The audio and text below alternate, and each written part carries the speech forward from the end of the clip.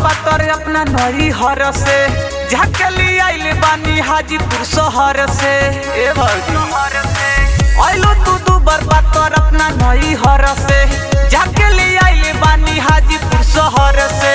खैबू तो जइबू मोटाई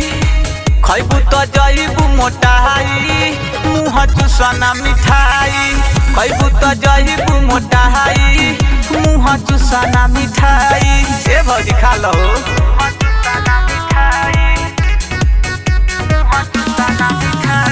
Mixed by चंदन चमकीला मानी लो बतिया हमरो रे भौजी घर जानी ढीली हो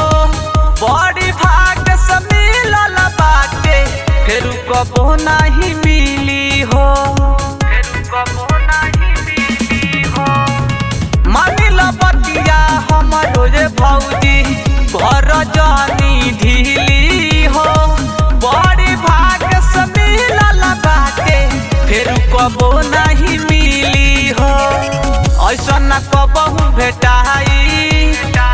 ऐसा न कबहू भेटाई मुँह चुसना मिठाई खैबू तो जइबू मोटाई मुँह चुसना मिठाई ए भौजी फायदा करियो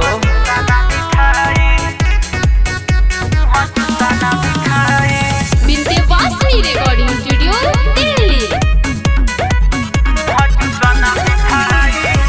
अखरा माधर कहेले तो हसे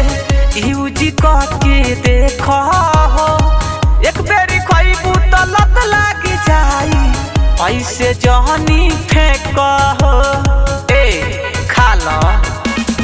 हाँ चंदन अविनाश कहेले तो हसे यूजी कह के देख हो एक बेरी खैबू तो लत लागी जाई ऐसे जहनी फेंक हो सिकंदर निदर दिलिया